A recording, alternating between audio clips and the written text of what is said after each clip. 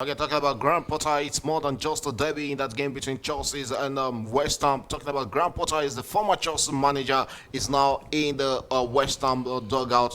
The dog, with Potter's inside knowledge of Chelsea squad, give West Ham a tactical edge, or is that overrated? And does this match feel like a chance for Potter to prove a point to Chelsea fans and his former employers? He actually lost to Chelsea last season, so I don't think this is any chance for him to prove anything to the Chelsea fans. Okay, so as a Chelsea follower, as a Chelsea ardent fan with Chelsea records and data, you already know Graham didn't actually make much impact in Chelsea. He didn't build anything per se, and he doesn't even understand the present lineup of Chelsea. Most of those players evolved after him, and you've seen them become whatever they are, not under him but under Maresca, and you don't expect anything from Graham Potter against Chelsea. I am not giving him any chance because there's no experience or there's no knowledge he's bringing in here. Chelsea is playing differently from what they were when he was managing them. So I don't see him upsetting Chelsea in any way over the weekend for the second match day.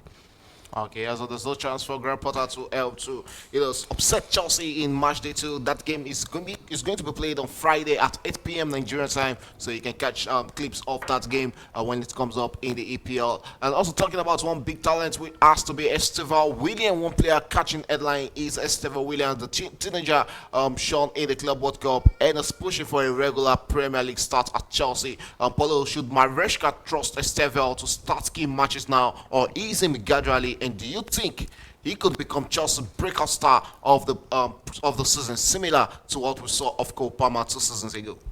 I think first off, I think Ezio Maresca should gradually ease him into the team because you look at the players ahead of him. They've been in the league for some time and they know the league very well. He's just coming into the league, not just the league, but playing in Europe for the very first time. Not that he has been playing maybe in Europe. So for him, he's a very good player. A lot of attention has been on him, and I think he can also be Chelsea breakout star like Cole Palmer. But the manager needs to take it easy with him and gradually ease him into the team. Don't just put all the pressure on him to avoid weighing him down. Okay, and also talking about history, that's the head to head about this club. History doesn't really favor West Ham here. Chelsea have beaten them 3 times in a row, but haven't won at the London Stadium since 2017. Does history matters in derbies for these, or is it just form the only real factor when it comes to this kind of games? Yeah, we know you can't rule out history, but we also know that history does not usually outrun forms. So I'll stick with form if you want my honest opinion. Chelsea has a better form, mentally and strength-wise. Chelsea has a better form in terms of quality right now. And looking at the squad of Chelsea, it's a young guys, average age 24, 25 of the squad, and they have just come from a gallant victory over the whole world in club football. They will be playing in London as a London derby, just a few stone throw from their own stadium, right there in central London. And West Ham wants to overturn that because history. I mean, they haven't won at the London Stadium. No, I don't think so. I think Chelsea is going to London Stadium and they're going to win and get all the 3 points. If you have to put anything on that match, Chelsea to score, Chelsea to win. That's my own. Okay, you can hear that sound from the dog. Chelsea to score, and it's a Chelsea victory for him. Paulo, Chelsea away records has been solid. Yeah, do you expect them to try to continue, or could West Ham spring a surprise at home come that game? Well, it's a London derby, and Chelsea just finished one London derby, and from one London derby to another. And this time they are going to take on a team that recently lost their first game against the newly promoted team. Talking about Sunderland, defeating them by 3 goals to 0. And like you said, Chelsea have been good. They are good away. But last season, Chelsea defeated this same West Ham away from home. I think 3-0. Yeah, 3-0. So I see that form continue.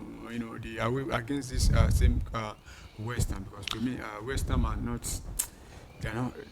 They are not the team they used to be in the past. So, Okay, away from Chelsea, we have to just move away from Chelsea and talk about other football matches coming this weekend in the La Liga. Barcelona will be traveling to Levante to play their match day 2. And the doc, some of the analysis of that game between Levante and Barcelona, what are we to expect from that encounter? Well, Levante is going to get it. They are coming up now into La Liga, and they're going to get it again. They're going to be hammered. Welcome to La Liga, Levante. You know, Gandhi has always been Barca's baby. If it was Osasuna now, I would start shaking, because Barca going to Osasuna is always, a banana peel for Barca. They usually find a sleeping point there, but Levante shouldn't be a problem for the Barca team, especially with Lewandowski returning from injury. And aside Lewandowski returning from injury, you also have other players who have just come in. You see Marcus Rashford getting into the game gradually. He was given about 10, 12 minutes in the last game. People complained that he didn't take a shot at goal, but we know Marcus Rashford. He's not the type that just take blank shots. He takes shots only when he knows it's steady, and he usually does a lot of assists. In the pre-seasons he played with Barca, we saw what he did. He did quite a number of assists, and he also put some in himself. So we're expecting that from Rashford. A lot of expectation for him. Lamine Yamal out there. Rafinha is hot as can be. And with Levan coming in, Lewandowski coming back, we expect a lot from that Barca team. And that Barca team is confident, and they are decided that they must win trophies this season. Top on their list is one, win La Liga again, and Champions League. So they're going to fight for it from the start to finish.